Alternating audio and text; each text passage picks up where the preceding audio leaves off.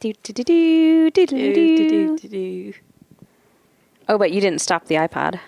iPad. Yeah, but I turned it down. I turned down the fader. Doesn't...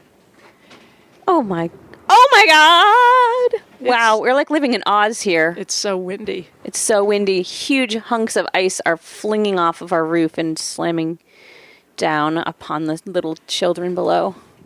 No, They took them all inside. Good. I was wondering when they were going to do that. Yeah, I think it's a kind of a tornado here. That was crazy. Windy. All right. Back on track here. Okay, sorry, just checking my various levels. Is mine okay? I can't really hear because I have several layers of hat in between me and my... Oh, I can turn you up a little bit. Oh, it doesn't matter. Help? It's my hat that's... Yeah. Is that louder? Yeah. I just hear a little distortion, but I think it's on my recording device, which is where I monitor our signal. Okay. So, because I don't see it over here being problematic. Good. So I'll just keep my ears open. Keep your ears open.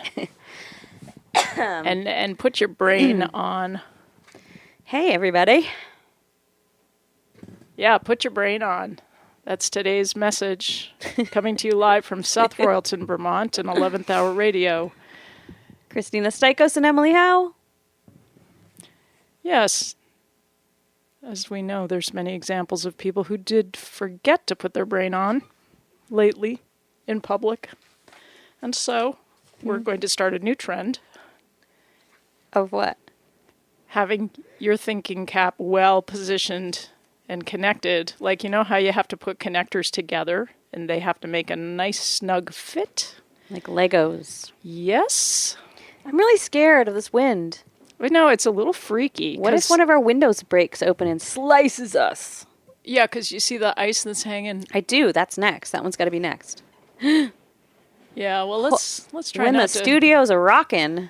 Yeah, because people don't come a knocking. Yeah, people might not know this, but this studio, this radio station's console location is in an old screened porch that's jutted up off of the top floor of a rickety old building. It's not screened in anymore. We're glassed in now, but that doesn't make us feel any more safe. Yeah, we're still perched up above the White River. God, microphone hair stuck to my chapstick again. I know.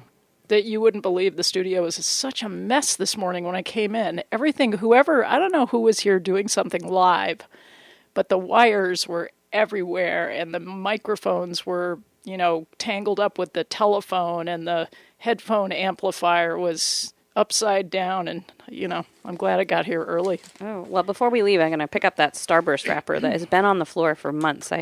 Months? Really? Where? Yeah, that pink Starburst wrapper has been there forever. I always look at it, and I forget to pick it up. But it matches your hat. Oh, it does. Could you just pick it up now? Well, I can't. My microphone doesn't reach that far. But I'm not going to forget today, because it's been driving me bonkers for a really long time. It's really bugging me now. All right, hold on then. Yeah, just put your mic down. Okay, she's getting it. Oh, I can't walk, though. Yeah, that was good. That was well executed. I remembered at the last moment that I still had another cord attached to me. I'm putting it in my purse, even though I don't know where it came from or whose it is. But hey, I've been subbing at the school. If there's any germs out there to get, I've got them. Yeah, I subbed for music yesterday, Kristina, which is a laugh. The music teacher didn't leave any lesson plans, though. So that was extra laughy. Would you go skiing or something? No, everybody said, oh, when she doesn't leave lesson plans, you just pull up a bunch of YouTube videos of, all these different music things for the kids to watch. But the school's internet was down, so that really wasn't working. So we did a little folk dancing, and then some 8th grade kid hotspotted me off of his phone so I could get on the internet finally, and then I didn't really like the list of YouTube videos of cool music and dance that had been recommended to me. So I picked my own, and hopefully it was that the kids don't go home with disturbing stories of the things.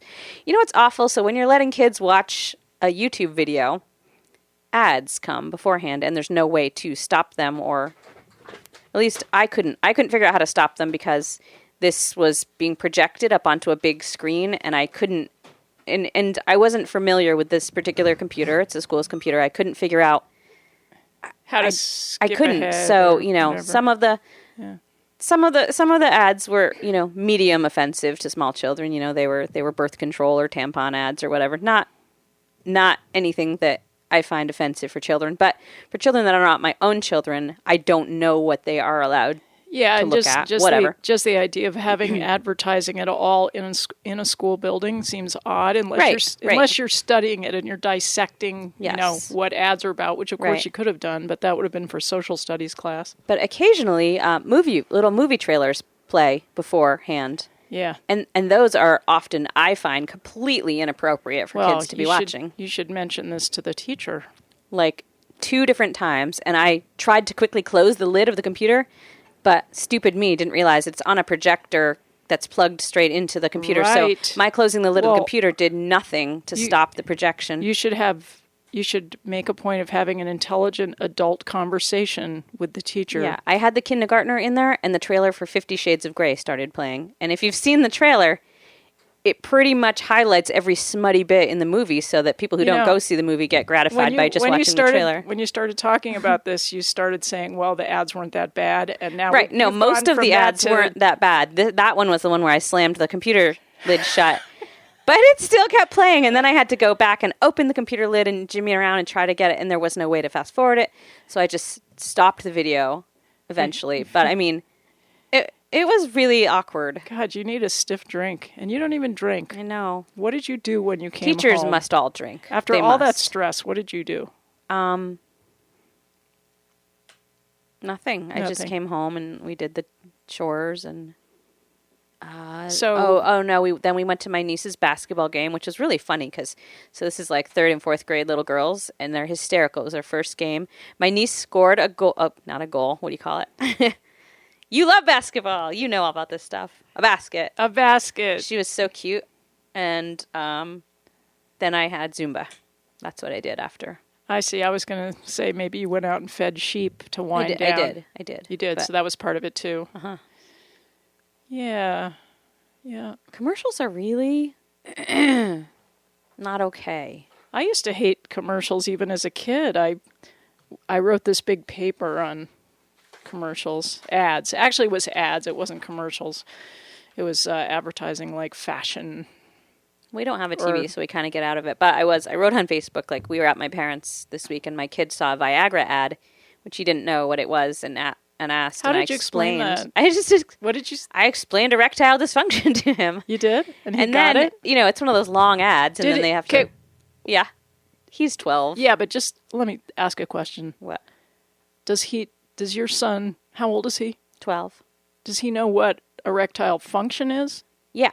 Okay. We have the talk. We have the talk all the time. It helps to live on a farm if you want to have the talk with your kids because you can start when they're little by sort of just saying, see how that's happening? Going down? Well, it's kind of the same for people, but there's some minor differences, and let me tell you about those. But anyway, so we have this talk a lot. Nice. That's good. And one of my good friends is the health teacher, and so I know, you know, they've done their sex ed and all that stuff too. But this was something totally, totally new, and you know, they read all the warnings at the end of the ad. I wonder, do animals ever have that dysfunction? Erectile dysfunction? Yeah. You ever have a problem? I saw 2 dogs once that got stuck. That's problematic. It's a different kind of a problem. And then one dog flipped around because it was freaked out. So then they were stuck like bottom to bottom. That's not nice. And then when someone finally got them sort of unstuck, I think they used like cold water or something. Then one dog's... I don't know if I can't say any of this, but I'm sure that dog is going to have a dysfunction forevermore. Ad infinitum. Yeah.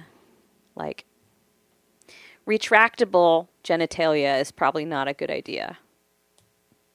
Well, maybe it is. I've often thought that. Yeah, I think. I don't know. I haven't really thought it all through, but I don't think. Sometimes It's just too many. Those are too many functions to worry about. Yeah, I just sometimes like to. I see you going out on the limb there, and I just like to gently let you continue out farther and farther and farther you go. So you're out there now. Yeah, but we're only like 3 minutes into our show, and we're talking about retractable genitalia. So maybe let's change. Let's move on. I know. I had a very lighthearted beginning to my show. What's not lighthearted about retractable genitalia? Oh no, you've moved the sticker. I didn't mean to. You don't even know what channel that sticker goes on now. It must be this one. That's got to be this one. I don't think it is. There's a lot of Post-it notes holding this station together. So I'm just going to put this one back. She moved the sticker. Well, that's because I'm over here next to the controls. I can't help it. I know. But anyway, I did want to tell you something very important. All right. Which was that last night, in the middle of the night, we're having this big snowstorm, and it turned to rain. Mm-hmm. And I was in the middle of nowhere. Well, I was actually on the corner of Davis Road and Route 14, but that was in the middle of the nowhere pretty much. Mm-hmm. And I saw, guess what I saw? An owl. No, the Schwann's truck. In the middle of the night? In the middle of nowhere? Racing through the night to get to their next customer. My heart stopped. It's been a while since we've seen the Schwann's truck because I think whatever their route is has changed. It used to be every day. It was like a sign. When we came to the radio station on Fridays, the Schwann's trucks were out. They were out full force. In Tunbridge. Yeah. We'd see them delivering frozen foods. No more on Fridays anyway. I guess they've switched to a night schedule. The guy was in a real hurry, but I was impressed. I really was impressed. And so this morning, not any surprise, I got behind the coffee cup bakery truck. And there's something else I want to discuss with you. What? The little man. The little man on the coffee cup bakery truck. He's a little man. He has a blue hat. I think he's a cruller. Isn't he a cruller dressed up like a man? How did you know that? You're Junk just food. wait. It's Look, I was going to explain thing. the whole thing. I was going to say he looks a little bit like Mr. Peanut, except he's got a blue beret, so he's sporting a kind of French look. He's one of those little sugared crullers. Cruller is a cool word, isn't it? It's like not even a word. Yeah, see in my notes I put cruller ? But you knew he was a cruller. Whoa. I like crullers. You have so many hidden talents. You don't even know. Okay, here's one that you're not going to get this one. I think cruller is also the name of a fishing boat of some sort. See what I mean? No, that's a trawler. Oh, yeah. You're thinking of a trawler and a crawler. Yeah, I guess I am. Yeah, but you don't know the word. This is a word that came to me this morning via a friend. Okay. It's a new phobia. I probably have it. I have most phobias. Okay, this one is antidophobia. Anatidophobia. Anatidophobia. Anatidophobia? Yeah. Like you're afraid of annotations? I could be pronouncing it incorrectly, which might be throwing you off. Are you afraid of ants or annotations? Close. No, it's not an ant. Aioli mayonnaise? Aioli mayonnaise. You'll never get it because it's probably Latin or something. It's a fear. Yeah. It's a fear that somewhere, somehow, a duck is watching you. Oh. Yeah. Anyway, I'm not surprised you didn't know. I don't think no ducks. Ducks don't watch people. They really don't care. Well, that's what makes it so terrifying, I think. Just the idea that a duck might actually have kind of developed that extrasensory appendage of watchfulness towards humans. That's very strange. It's like mutations. It's like finding frogs that have, a missing arm. That's not scary. That's sad. Can frogs grow back? Some things can grow back, like salamanders can grow back. Not if it's a mutation from pollution. Oh, I mean, it just came that way. If it got cut off in an accident, possibly. There's so many dangers in the world. I went skiing. I was skiing by myself. You know how I like to go out on these 3-mile skis into the woods by myself. But I do call or I email a friend and say I'm going, and I'll email you when I return. Yeah. So that's my little safety net. But the other day, this week, I was out there, and I was on this very easy little slope, and it went down, and I was just trying to make a tiny little turn, and I just fell over. You can't turn on cross-country skis. I've been on them my whole life, and I can't turn. My skis are so short. I got these backcountry skis, which are short, and they have metal edges, and they're wider, so technically... bushwhacking skis. Exactly. But there was a crust, and there was maybe a dusting on top of the crust, maybe an inch of snow. Okay, so it's slightly tricky conditions. No turning is going to happen. Yeah, down I went, and I just could not get up. Have you ever gotten down there and you just can't get up? Yeah. It's like really weird. You think, oh, piece of cake, and then you start trying, and you take your, you do everything they teach you to do. You put your poles together, you put them behind you, and you try to push, and then all that would happen is that they would go deeper into they were breaking through the crust, going down, and I just could not do it. So I said, relax, because I was twisting my knee. My knee was feeling like it was going to do something bad, so I just said, slow down, don't stress, don't thrash. And I'm having a picture of you just thrashing, like wildly, just thrashing on the ground like a little child in a tantrum. Right. No, I popped my ski off. That was probably wise. Yeah, that helps. You got to remember that you can just take the darn things off. Yeah. You're not attached. You're not beholden to them in any way. You're not. You just take them off. You can walk home if you want. Yeah. Heck. Yeah, you can. Yeah, so that started out my whole travail. But it just set me off on a good foot. I only fell one other time, and it was about 10 feet away. I fell again. And then after that, I was good. I was good to go. Just had to get it out. See, the bad things do come in twos, not threes. Right. Actually, let's propagate that. Okay. Because that'll make people feel better. They won't be waiting for the third thing. I know. Stop waiting for the third thing. Because here's proof. It's when the shoe drops, the other one drops, that's only two. Right? Yeah. If you're waiting for the other shoe to drop, that's two. That's not three. Things in the world come in pairs. Like, look, you have two of everything on you pretty much. Yeah, look at Noah's Ark. That's proof. Hey, anything goes these days. Come on, anything goes. You sound like our esteemed president right now. I know. I'm sort of trying to process some of what's been going on, and this is my best way to do it. Is just like to try to behave like him, but with a twist, with a kind of a fun twist, not a fun twist, not a like to hell evil. The world's gonna end kind of twist to it. We got to twist it back the other way. Yeah, there's a lot more of us. If the world's gonna end, people, we got to have a little fun with it. Yeah. Yeah, and there are more of us than there are of him, so let's just remember that. Let's get it in perspective. Yeah. He may be the most powerful man in the world, but heck, come on. No, he's not. He's not either. No, he's not. He's not. He's being propped up. He thinks he is. Yeah, I mean, I'm sorry. This is not to offend anybody who supported him, because I really think there were some good reasons for supporting him, but I believe he's mentally ill, and I think that he's going to get ditched soon. Well, let's hope. Anyway, more power to the people, I say. And to solar power. My gosh, you would not believe it was off the charts this morning at my house. It's been nice. It's been bright and sunny out. Yeah, I ran outside because my panels have been very icy and I've had to work hard to keep them clean. But this morning they were melting off all on their own. I still went out to hurry it up because I just want them to get as much as possible. In the spring, I chop up little bits of snow and ice and fling them around in the driveway, trying to make it melt faster, too. Really? Yeah. That's fun. It's super satisfying. You should try it. Can we do that together sometime? Yeah, let's do that. I'd love to. That and grilled cheese. I mean, we have to get some fun grilled stuff cheese today. Yeah, fun stuff is fun stuff. Man, there's so much fun stuff that's just plain ordinary stuff that couldn't be funner. Nothing can change that. Yeah, and you can't get more fun than it. It's the pinnacle.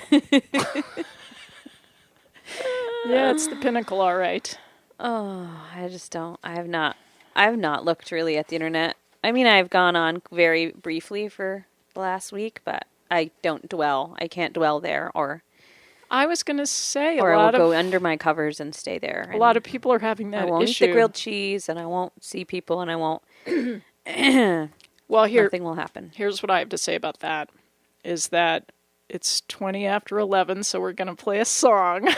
Yeah. But when we come back, I think we're going to launch into Personal Growth Friday, and we're going to talk about what to do when you're so depressed looking online, where it used to be a source of joy and camaraderie, whereas now it's a place of abject despair. And fights. So we'll talk about that, because I think there's a lot of stuff that you could do to improve that situation. All right. So let's see. I've got a song. What is it? Good Folks Behind You. Oh, perfect. Hey. Oh, whoops. Oh no, you have your eye. Your I know, evil the iPad, if you iPad. touch it in just the wrong way, it goes to a totally different page, and then you're completely disoriented. So I'm going to put my finger down as if from the, the top of the universe, and I'm going to touch this.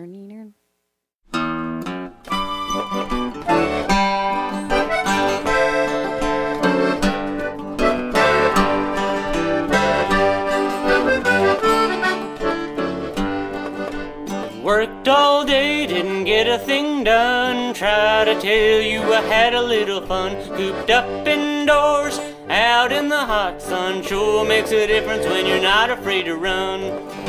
Hard to say no when I wanna say yes. Working all the time with a little time to rest. Hard to say no when I should have said yes. Keep on moving with little time to rest.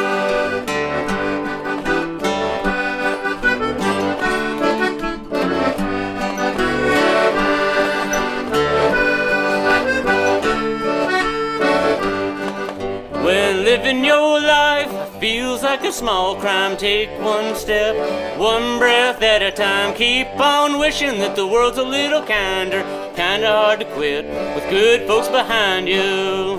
Hard to say no when I wanna say yes. Working all the time with a little time to rest. Hard to say no when I should have said yes. Keep on moving with little time to rest.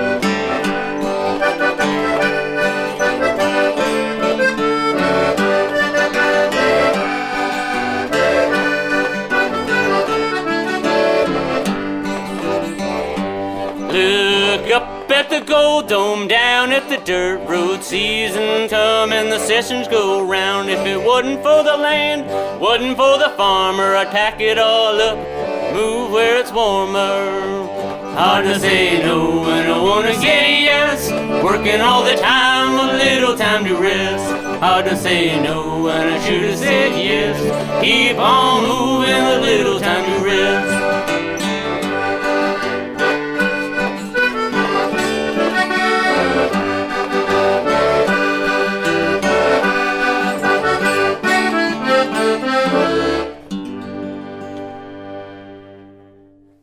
Wow, that sounded nice.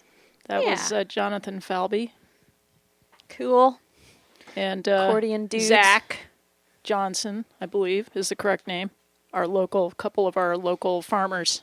That's so weird. There's a little kid in school at Tunbridge called Zach Johnson. His family are chicken farmers, though. Nice. Yeah. Well, Johnson, that's a big name around here. We got a lot of lumber guys and Johnson Woolen Mills. We got Calvin and we got Tenny. Oh, and, yeah. There's a lot of... This is not the same Johnsons. But it's just like the Howes, where there's tons of Howes, but they're not necessarily all the same family. Nope. Oh, just by the way, Ben left us a message on Facebook saying it wasn't streaming. We're not streaming live. I don't know what's up, guys. That's a bummer, but anyway... Maybe it'll just magically come on. But if it doesn't, you can listen to our podcast this weekend because we'll have that organized. Yeah. Yeah. So we were going to talk about this abysmal situation of people. Have you noticed people making proclamations about how they're getting off Facebook because of the negativity and the bickering and the outright rudeness of people? Yes. And I'm not making any proclamation, but I've sort of done it. Just not. I love Facebook I've always loved it. I think its benefits outweigh its downfalls, but it makes me unable to function lately. Mm-hmm.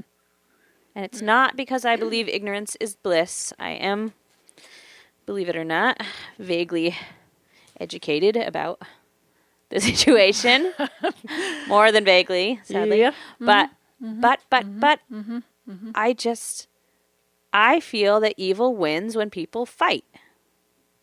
That's not exactly what I mean. I mean the bickering between us, the isolation, the completely shutting out of other people. I absolutely think that there ought to be fighting for what's right, but I don't know if you can accomplish that by hating others. So there has to be a better way. Yeah, what I think is interesting to think about is people who end up having conversations back and forth on Facebook are often people who would never have a conversation in real life. That's true. Because either, geographical distance or they just aren't that good friends. So these are unlikely conversations, a lot of them in the first place. So Yeah. I think it's good. I actually think you can make different kinds of decisions when you're confronted by people being vehemently negative or rude or whatever. You can, for example, if it's on one of my posts, I might just like it and not respond to it. And that's my way of saying, well, I appreciate the fact that you expressed your opinion, but I'm not going to engage with it. Yeah. No, I don't engage. Now, you've told me that your sister Myra often will engage to the point of driving herself mad, where she's trying to... and driving me mad, so I can't watch it anymore. Yeah, so she's trying to be super, super reasonable with the people that are being super, super rude and unreasonable. And I appreciate that in other people, if that's how they want to be. I just, for my own sanity, cannot engage in what I feel like is probably a dead-end conversation. Mm-hmm. Yeah, but most people are smarter than me, but no one has ever changed my mind on something. Really? Well, people have left links as comments that I have followed up on, like articles to read or videos to watch, and some of those have been kind of interesting. I guess mostly in the direction that I already believe. Like right. I mean, you've never had your mind changed entirely, have you? Well, not entirely, but I have had my eyes opened up to why other people feel the way they feel. Yes, because there are some people out there who are very good at bridging the divide. Mm-hmm. People like Van Jones. Yeah, I would agree with that. Yeah, and I think those things, if you see a video like that where someone's actually effectively bridging the gap and getting people to talk to each other, it's setting an example for how we might, want to do that locally. Right. And as angry as I am, I just don't feel like this anger directed at each other online produces any good results. There isn't any direction that can take. I don't know. Yeah, so I'm confused as to what my role is, so I basically stay away from it. Mm-hmm. Yeah, I don't post very much that's political for that reason as well, because I'm not very good at articulating political arguments. I can come up with a sentence or two that's sort of a pithy sentence that encompasses something that I feel. Yeah. But if I have to back it up with a whole lot of facts and figures, that's not my forte. And so, yeah, I stay out of those conversations a lot too. I do have strong opinions, though. I've been a little discouraged by the fact that I don't almost ever post anything political. All my friends obviously know what direction I am. That's why we're here. Lean. More than lean. What direction I support. But it's interesting to me that when I look at my Facebook page, I see a lot of happy and light and silly things that are basically there to entertain or brighten other people's day and my own.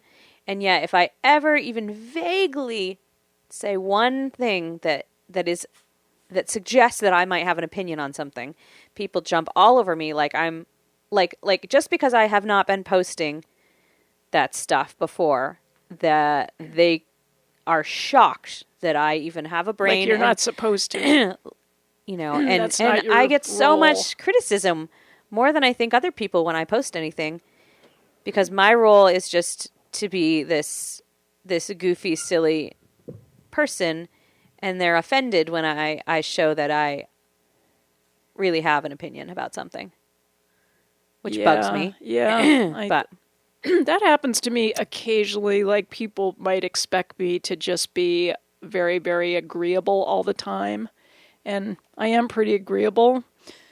But occasionally I'm going to stand up and call something out. And I have a few people that get offended, and then I message them privately and I say, I'm sorry I offended you. I just feel strongly about this or whatever. I just deal with it privately. I think keeping it out in the comments section where everybody can see the altercation is not the best. It's not a good feeling, because then it becomes a competition, like who's going to wrestle the other person down. And it's embarrassing. It can be embarrassing. And so I think that really fuels the fire when people keep going on and on. Yeah.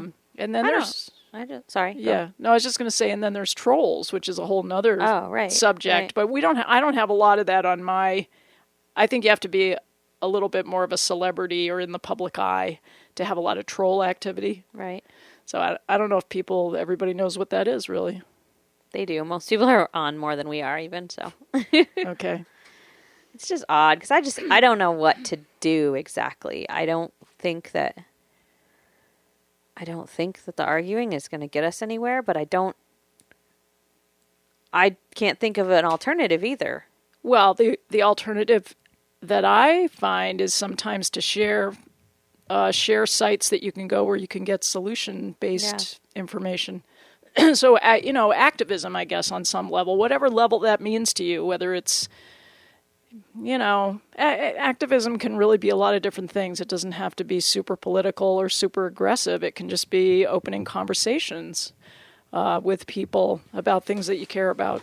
I often just hope that through everyday connection with people, like people really saying, "Oh, I get you. I get what you're saying," that sometimes if you do express an opinion, since they get you supposedly, and you've been really open and forthright about everything. Well, it's about earning people's respect. Maybe that will help them think that whatever you're saying makes sense. I think so. I think you have to earn people's respect, and if you behave, if you practice integrity, then people are going to listen to you. It doesn't seem to. It's just, I usually get so much positive feedback for the things that I put on because they are usually fun or funny or entertaining or nice, but it's just, I always hope that means that I will have a little bit of respect when I need to say something real.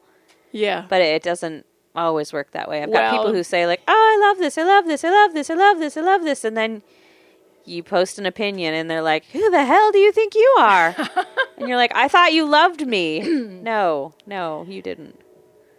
I don't know. Have you ever chosen the path that I described, where you just contact them behind the scenes and say, "Hey"? Not really, because I haven't ever put anything out there that was. I mean, nothing has ever been offensive enough that I need to go and. You didn't feel like you needed to go put out a fire and fix it. Yeah, I probably err on the side of trying to, fix everything. Like, as I've said before, I'm sure there's a lot of people that don't like me, but as long as I don't know about it, it's okay. Years ago, in one of the Little House on the Prairies books, somebody was scrapping at somebody else, and Little House on the Prairie, Ma Ingalls said to somebody, "Least said, soonest mended." So... Wait, say that again? Her little theory about when you think somebody's angry with you or something's gone wrong is to not go and try to fix it. She said, "Least said, soonest mended." Least said, soon is mended. Soonest mended. Soonest mended. I do think there's some wisdom in there. Not over-talking things. I think if you're over-talking something, it can... Ma seemed pretty... Ma would probably be a Republican nowadays, though, so I don't know how far we want to take her advice. There's times to get down there and really over-talk something, and then there's times... If the emotions are getting too high, you need to pull back a little bit and calm down before you proceed. Right, but just think of all those times when we wonder if we've offended somebody. We want to go and ask them if we've offended them, and we want to go apologize to them, but we're not totally sure. That is where I think Ma Ingalls' advice can come in handy, Yes. No, don't do it. Just leave it be. Let it. Well, we've talked about self-restraint before. Uh-huh. A lot of people have trouble with that one. And self-restraint, I don't mean repression. I just mean making a choice not to... Pick your battles. Yeah, people. Not to accelerate something that's going in a bad direction, to just decelerate, reapproach, and be kind. I mean, kindness is a huge asset. It's like have that in your toolkit. I don't care who you are. You can't pretend that kindness isn't in your political, toolbox. And if it isn't, then I don't care if you're mad. I do not care if somebody says, "Well, screw kindness. I'm for this and this and this." Then I don't care. You go ahead and get super mad at me because we draw the line somewhere, and that is pretty much the line. Yeah, I think honesty is good. Kindness is good. there's a place for being angry, but I don't think you can really stay there for too long. That's more like letting off steam. Otherwise, you have to get back to work. Well, I believe in constructive anger that comes from trying to fix harm that is done, not being kind. Yeah, if it fuels something constructive, ultimately, it has to fuel something constructive. Or it's... I don't know. I feel like I'm just not going to fight until I really, really, really have to, and then I will throw all of me into it. Because you need energy for the big one. So I'm just holding back. Yeah. Not that all this stuff that's happening doesn't feel like the big one. Every day feels like, oh God, well, this is the big one. Well, I can't live in a climate of anger, whether it's my own or somebody else's. So I have to raise my kids and go to work and eat and sleep and do these things. So if I'm completely sucked in by being just crazed with anger every day, we will not survive. Yeah, you have to compartmentalize to some extent. You have to be able to say, okay, this really, really pisses me off, but I'm going to put it over here for now so that I can relax, so that I can function, so that I can think straight, and I'll come back to it when I come up with, some kind of constructive action to take. Exactly. There's a lot of really good groups out there that are working to reform the system. Or to overthrow the system, however you look at it. But, for example, I'll just mention a few for anybody who's like desperate to find a new avenue. There's a group called the Justice Democrats. It might be justicedemocrats.org. I'm not sure, but look them up. There's the Wolf Pack. Check that one out. Check out the Standing Rock Legal Defense Fund. Those are some really smart people. Really do check out that, guys. He makes some really cogent statements that I appreciate. They're filled with heart, but they're also so intelligently constructed. Lots of things make me furious and are completely destroying lots of people's way of life. Guess what? There's one thing that can't ever be fixed, and that's the earth. We can muss around with everyone's rights as much as we want. We can do bad things. We can take away people's rights, but we can get those back, guys. I know it's crappy. It's super, super, super crappy, and bad stuff happens, and everyone's like, but it's... I understand. I get like the absolute fury there, but those things are reversible. Like if the planet blows up in a giant puff of smoke, there is no fixing that. So if it's environmental, like hit that first. I know that's sort of jerky of me to say for a lot of people who are suffering from other reasons. It's an important one. It's right up there. That's my key thing. Oh, do we have anything happy to talk about? Oh, we have tons of happy stuff to talk about. Okay, let's maybe do that. Yeah, no, we do. It's almost time for another song. We could just play a song and then we'll hit the happy list. Okay. All right? All right. Yeah, man, we get a lot of happy stuff. So anybody who doesn't like our political thoughts, you can just not listen to the middle half of our show and just listen to the edges. Yeah. Okay. So let's see. This song, I got to get it back to... I just don't know how to operate this dang thing. Okay, I think I have to start it, and then how do you get it back to... You double-click it? I don't know. I don't have one of those things. I don't understand. Oh, that did it. Screens. No. Did that do it? I don't know. It's going to start where it's going to start. The song might start in the middle. I don't know. Just blame it on the iPad. See the little red line? I want you to take your time. Yeah, I don't either. I want you to clear your mind. I want you to go away if that's what you need today. I want you to disappear, just as if I was not here. I can hold a place for you, so you can do what you need to do. You can drive into the night, wake up in the motel light, gather up your things and move. Be yourself with nothing to prove. Feel your day stretching out, no worries, free of doubt. Forget about what you lack. You know I'm gonna watch your back. It's only right, because we can love the distance, that's what we do. It's only right, because we can love the distance. It's only right.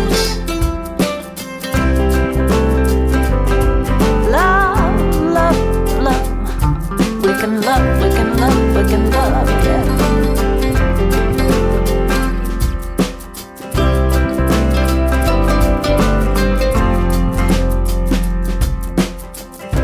I want you to feel the rain on your face and smile again. Let the wind caress your skin. Walk and let your life begin. Shed some of the pain you wear. Release your sorrow to the air. Breathe in what for you is true. Know that I'm here for you. It's only right, because we can love the distance. That's what we do. It's only right, because we can love the distance between me and you.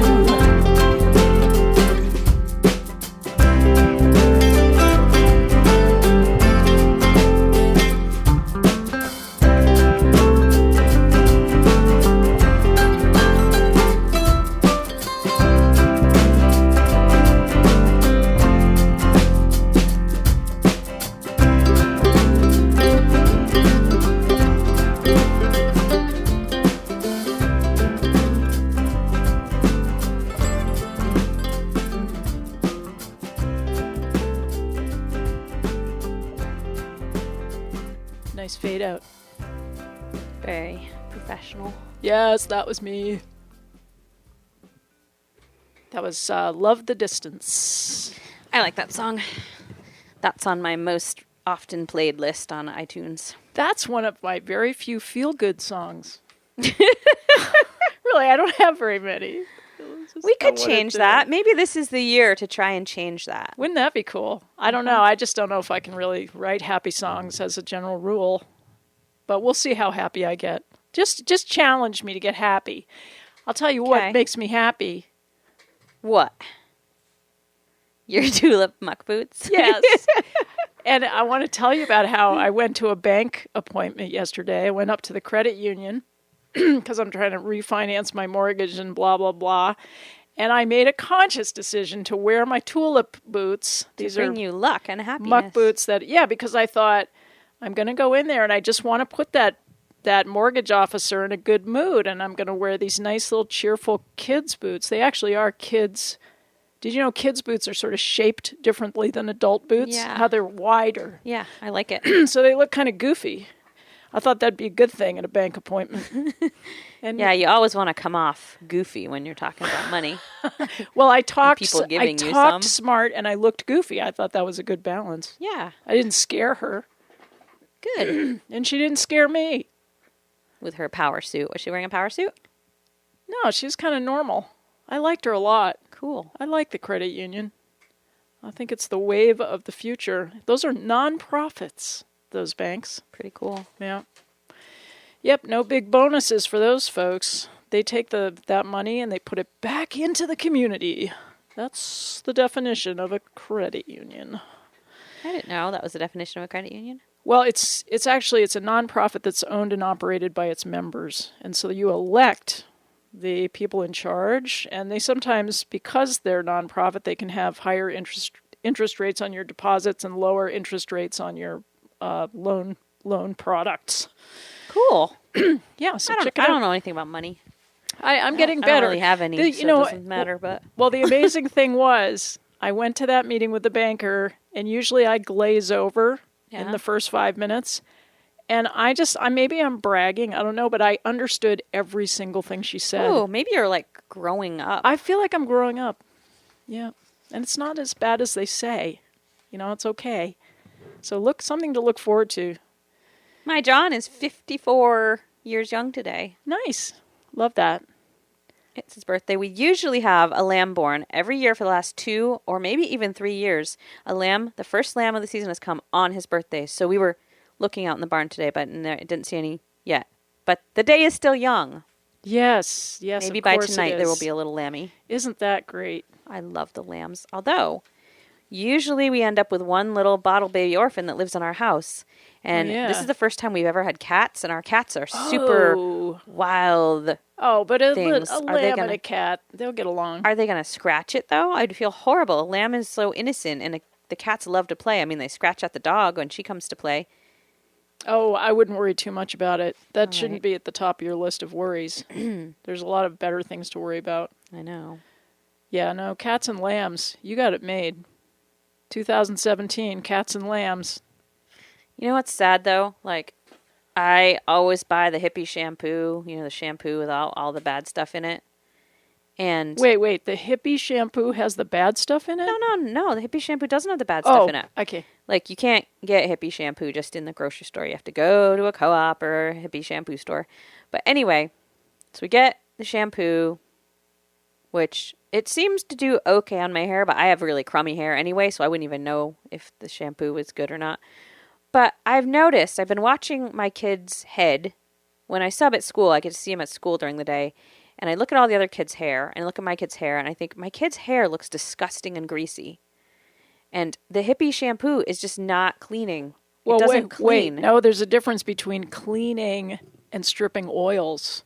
I mean, we're just used to thinking that a head of hair needs to look all shiny and unoily. My dad, even though he is a hippie, is also super cheap, so he buys like the really cheap grocery store, Herbal Essence or whatever normal person shampoo is. So last night at their house, I took a bunch of it home and I had my kid wash his hair with that, and his hair looks like a normal kid's hair today. That's Herbal Essence is hippie shampoo that got No, it's not. It's just called that. No, excuse me, you didn't hear. You interrupted me. Sorry, it might not have been Herbal Essence. It might have been like Pert. Well, what I was going to say is that some of those, what used to be hippie shampoos were bought out by bigger corporations, and so now they slowly sneak back, just like Ben and Jerry's. They start to sneak back all the bad ingredients, but the labeling stays the same, so you still think you're buying hippie shampoo. Right. Well, I knew it wasn't hippie shampoo because you can see the ingredients, and they're all. How do you want your children to look? You want them to match everybody else. It's no, sort of but like I was kind of gross. It's like vasectomy. No, that's not what I meant. You meant circumcision. It's all the same, isn't it? No. It is like circumcision. Vasectomy is not the same as circumcision, actually. No, I mean circumcision is like shampoo. What?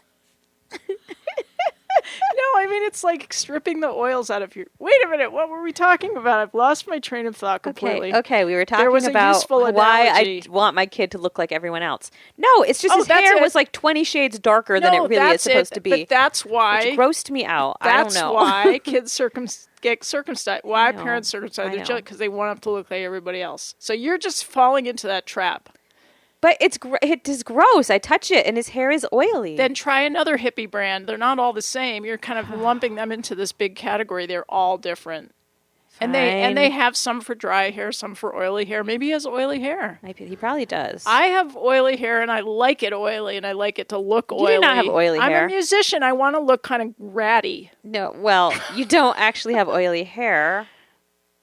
I've never seen your hair look greasy. Well, I don't wash it very much.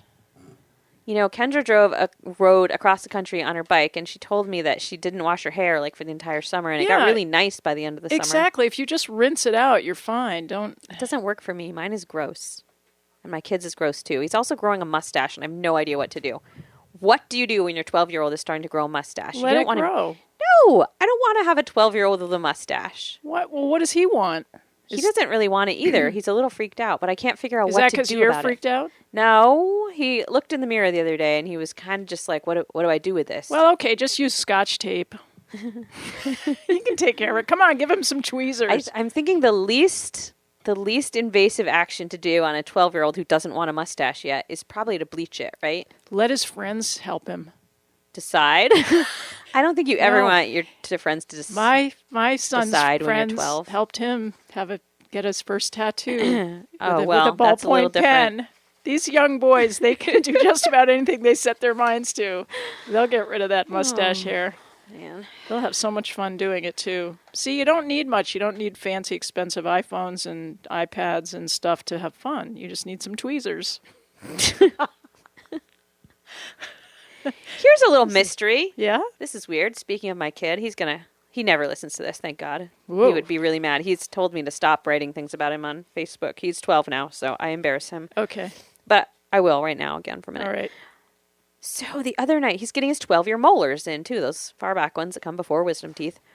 And the other night, he had his tongue kind of wiggling around back there, and he's like, Mom, there's something, like, loose back there. And we got a flashlight, and, you know, I figured that his gums were just, like, flapped and cut, because as your molars come in, you get, like, your gums get kind of ragged as they come in.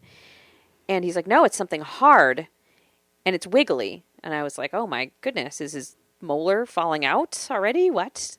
But we got a flashlight, and he had like a hunk of some mysterious object embedded in his gums back there, loose, floating, free-floating. Was it food? No, I thought maybe it's a popcorn kernel or something that's gotten under the gum flap.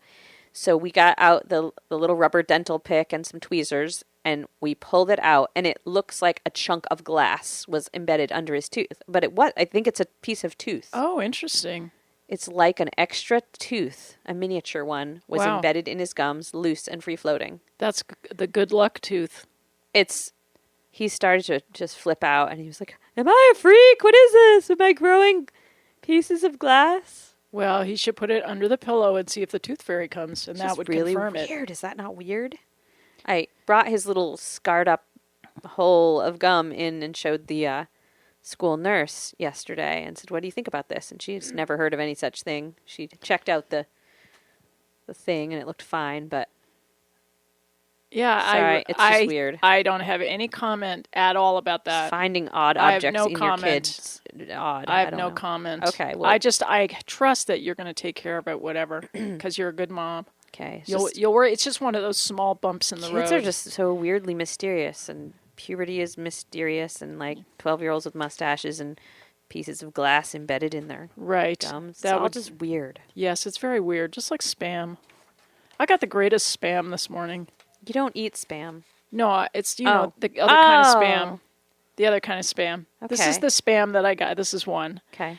It says, we are looking for a person living in Australia who goes by the name of Kristina. Oh. This person, half right. This person have been. This person have been. So you can always tell when the grammar is a little funky that it's somebody in Africa or, Slovenia who doesn't speak English. This person have been specially selected to win a $500 gift card from Woolworths. There isn't even any Woolworths anymore. I know, but they don't know that. Oh, right. Okay. What do you have to do? Well, you have to click on something. I just deleted it because you don't want to click on anything in a spam email, right? No. Yeah, just let that one lie. They come from the most convoluted email addresses. Maybe they know of a secret Woolworths, though. Well, the thing is, those cons must be working because people are still, endless amounts of spam are still coming in. So they must work on some level. Poor people with addled brains. I think we've pretty much decided that the majority of humans' IQ is getting... I don't understand. We have so much technology. We're supposed to be as evolved and as advanced as ever. And I really think we're getting dumber. We have to be. No. It is so clear that we're getting dumber. We can just see the dumbness better.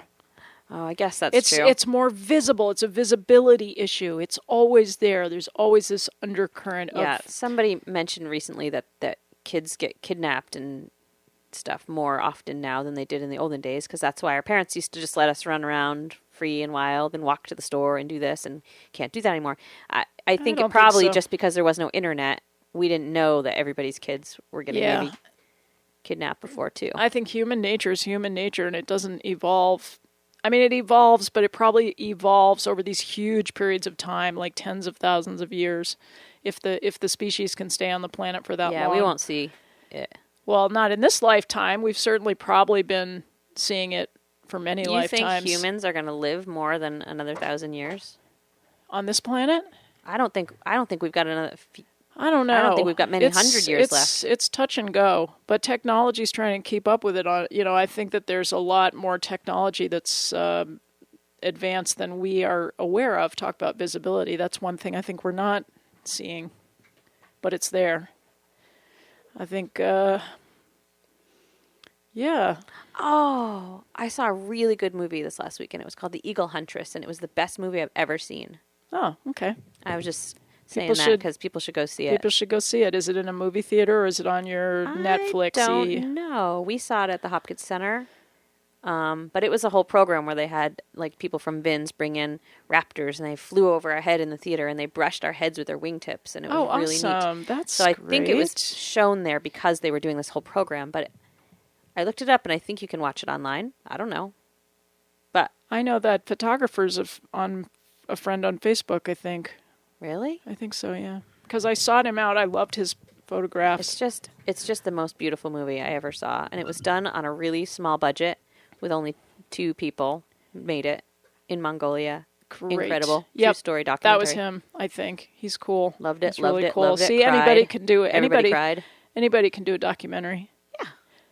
We have 2.5 minutes, just letting you know. Okay. That totally froze me. I was going to talk about how I just celebrated Christmas with Anna. I gave her the chocolate. I gave her the chocolate reindeer bunnies wrapped up in gold foil. Awesome. Did she love them? Yep. Did she say, "Mom, it's not Easter yet"? No, she just loved them. She's very gracious. She is a gracious kid. Yeah. Yeah. She's so cute. Yeah. Do you ever look at her and say, like, "That's right, I made you, and you're so cute"? Do you ever say that? I had a dream last night that my boyfriend fell in love with her. Well, that's a little creepy, Kristina. Sorry. She's part of really, aging. really pretty. But I think your boyfriend is probably not gonna do that. Not literally my boyfriend. Just like generically a boyfriend that I had in the dream, which I don't even remember. That's happened probably before in the world. It's just like an arc. Sure. It's an archetype. It was a total soap opera plot. Mythological dream. Okay. Of mythological proportions. Okay, so I guess we should fire up the last song here. Can you do it? I don't know. It's Chris Kleeman, I think. It's called Big City Rag. And you've been listening to 11th Hour Radio. Yeah. WFVR 96.5 FM in South Royalton. And I'm Kristina Stykos. And I'm Emily Howe, and we are the 11th Hour. Yeah, and thanks for listening. We'll be back here next week. Listen to the podcast. You have to, because there's nothing else.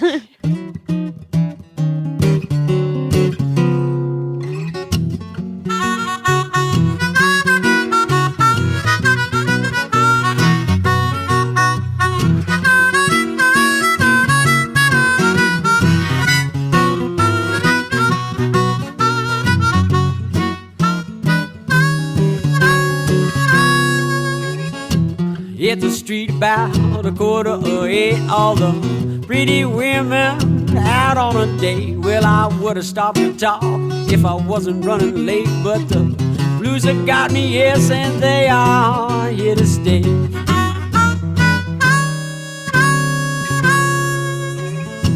Came trucking on Friday, trying to make big time. Well, got in the city, mama didn't have a dime. Well, I'm gonna shake this town down, gonna make it, yes, all mine.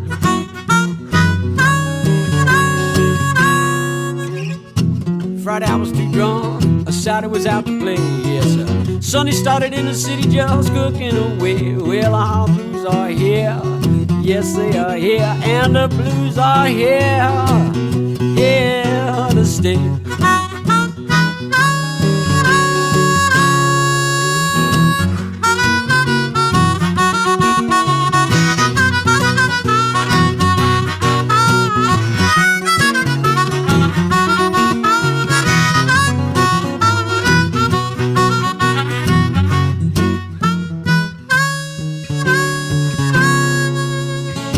Rocked the city, yeah, shook it down well, playing the blues all over town. Well, I got the time, mama, got the money too.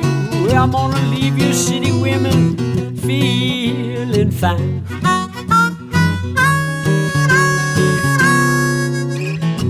Left the city with them women feeling fine. Got back home, mama didn't have a dime. Well, these blues still got me all the time. And the blues are here to stay.